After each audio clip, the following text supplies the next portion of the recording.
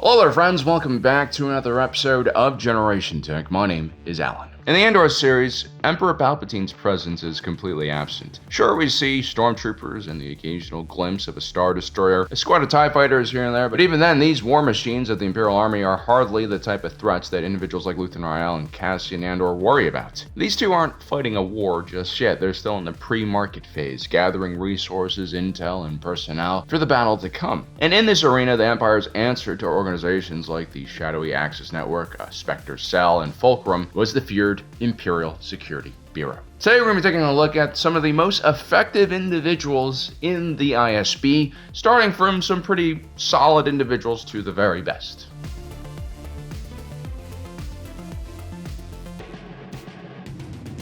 Supervisor Bleven is one of the earlier obstacles that Drair has to overcome during her rise in the ISB. At first, he seems like a petty individual who is overly concerned about holding on to his own territories that he oversaw. Drair was pursuing a stolen Starpath unit from her sector that had appeared in one of Bleven's. It's a jurisdictional dilemma that's not all that different from what early lawmen in the United States faced when, like bank robbers or mobsters crossed state lines and they couldn't pursue them. It's not all that different from what happens when a person crosses international borders today. Tango el gato los pantalones. El niño! What's happening? But as the Andor series progressed and Drair became more erratic and started acting unilaterally without the support of her colleagues and Major Partagas, it became clear that Bleven had a point about Drair. As talented as she was, she also brought chaos with her because of her fanaticism and obsession with solving the case. What Bleven really is a rule follower. He's not the type of person who will come up with his own initiatives. He lacks creativity, but give him guardrails, give him goals and metrics to hit, and he won't disappoint you. This is why, after all, Bleven is watching over an impressive 6 sectors, whereas most of the ISB officers are only supervising maybe 1 or 2. And judging by his younger age, I imagine those sectors were given to him in recognition of his competence and not because of his seniority.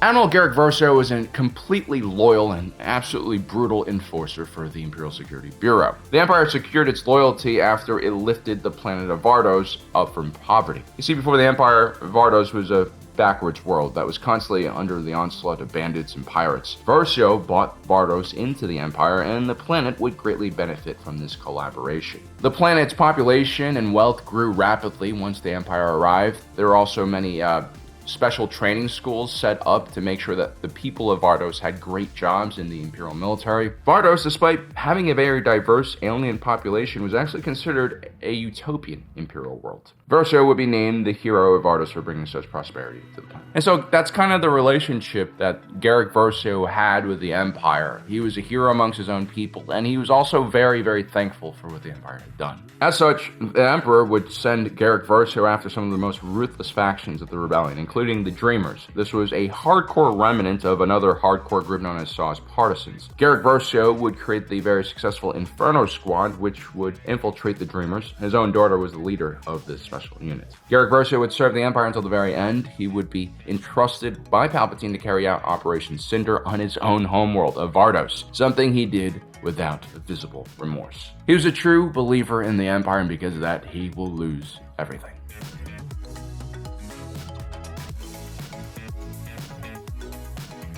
Agent Callus' life and career in the Imperial Security Bureau took a pretty dark turn early on in his career. While on a routine patrol with his squad, he was ambushed by Saw Gerrera's partisans. His entire squad was executed, leaving only him alive. Not surprisingly, the young Callus was extremely moved by these events and dedicated himself completely to the Empire and eradicating the murderous rebellion. While in the larger picture, the Galactic Empire was clearly terrible for the galaxy, at least in Callus's world, it was the rebellion who caused the most damage and destruction. Callus would lead a very successful campaign against the Lasat homeworld, and he essentially genocided their people. Callus would prove to be a very formidable soldier and combat leader, although his inability to capture smaller units like Spectre Cell showcases some of his limitations. He's more of a combat leader than a counterinsurgency expert. This is why he rocks the mutton chops, which actually sits at the very top of the masculinity hierarchy when it comes to men's grooming. Callus ultimately defects once he realizes that the version of the Empire he believed in his mind didn't actually exist.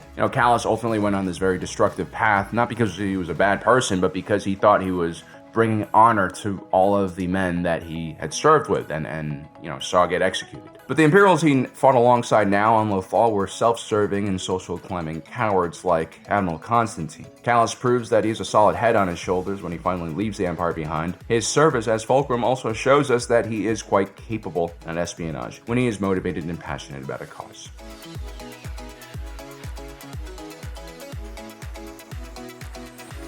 Iden Verso was shaped for the Empire and service from a very young age. She was a true believer in the Empire just like her father, but the interesting thing about her is she still had her compassion intact in large amounts. She had compassion for the citizens of the Empire, and she even had compassion for her rebel enemies at times. Verso was thrown headfirst into Inferno Squad and forced to deal with some of the most horrific elements of the rebellion, the Dreamers we mentioned before, and for a while, that preserved the idea that she was on the right side of the conflict. But soon after the Imperial defeat at Endor, she witnessed the destruction of her homeworld at the hands of her father, and that really made her change her mind about everything. Iden proved to be stronger than her father, and she defected, leaving the Empire and everything she knew behind. She would serve in the rebellion where her skills in direct action operations and as a combat pilot became extremely handy.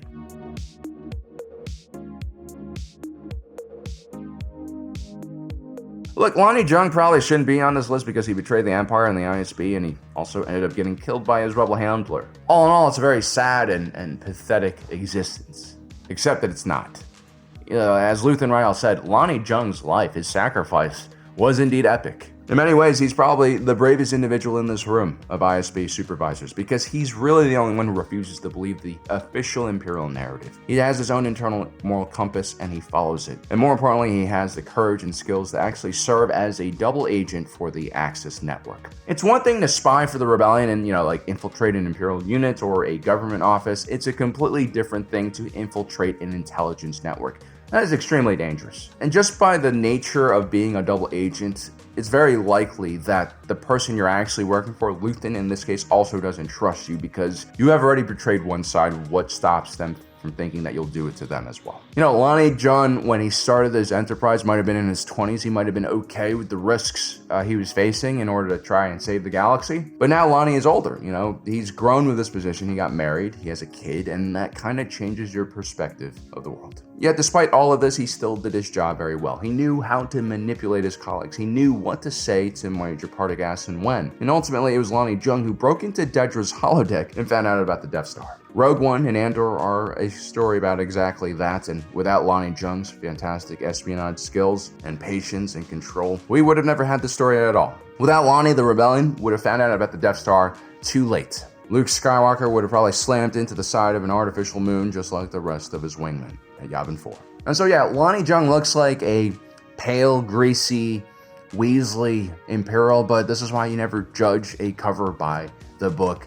Lonnie Jung is a bona fide badass.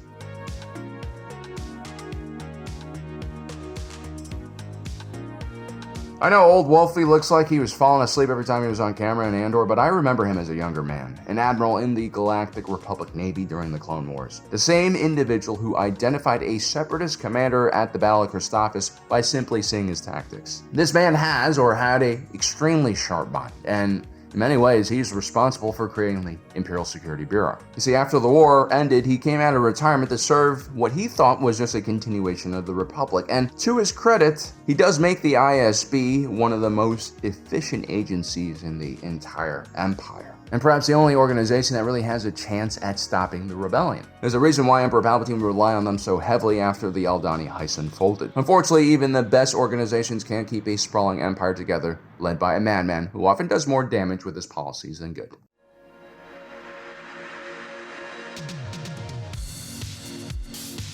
Drair is perhaps one of the best analysts in the entire ISB. When it comes to pouring through data and finding connections between seemingly unrelated incidents, she is your girl. Her obsession with the Axis network would prove to be her downfall, but it is impressive that she even managed to figure out what Luthen Rael was doing without much support or physical evidence at all. She saw things in between the data points that no one else could. That is her superpower. This is what makes her so dangerous and useful. However, when it comes to direct action, office politics, and just dealing with people, Drair's abilities are underwhelming. This could be because she was raised in an Imperial kinderblock. Combine that with her high risk-taking behavior, it was only a matter of time before she put herself in a situation she couldn't escape. One of the biggest advantages of growing old is recognizing your own weaknesses and creating, strategies to mitigate those weaknesses, something that Drair, unfortunately, never had an opportunity to do.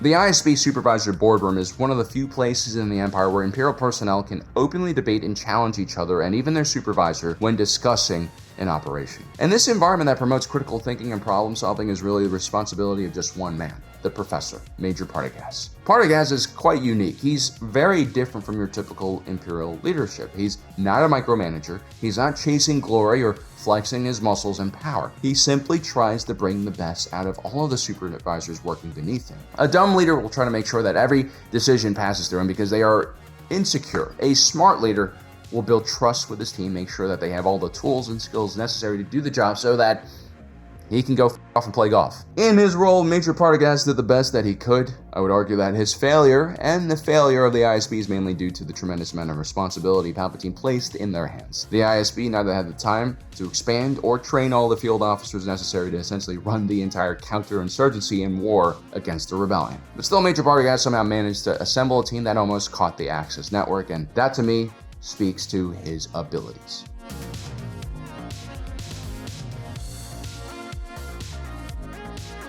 Moff Gideon ascends the ISB. In many ways, we forget that he was even a part of the organization. At the end of the Galactic Civil War with the Emperor dead, most of the ISB leadership was focused on Operation Cinder. Gideon was a lot smarter than that. He's a survivor. After destroying Mandalore, something that the Jedi and Sith both tried to do but failed at, Moff Gideon then faked his own execution for war crimes, escaping to the Outer Rim, playing a huge role in establishing an Imperial remnant. Although the various Imperial warlords were considered equals, it was always clear that Moff Gideon had a much clearer vision of what he wanted to do, even more so than Brendol Hux and the main Imperial remnant who were now heading to the unknown region where they would one day start the First Order. Moff Gideon, while running his own Imperial remnant faction, shows us that he's much more than just an ISB intelligence officer. He is capable of running his own militaristic state. He even carries out daring and bold plans to destabilize systems like Navarro and cause chaos for the New Republic, which is exactly what the ISB probably would have wanted from him after the collapse of the Empire anyway. Men like Moff Gideon started out as intelligence officers and used what they knew about the Empire to carve out their own kingdom. He is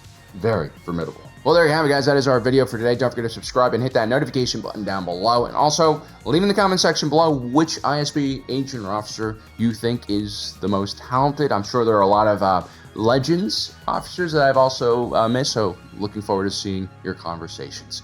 As usual, my name is Alan, reminding you that my allegiance is to the Republic, to democracy. I'll see you next time.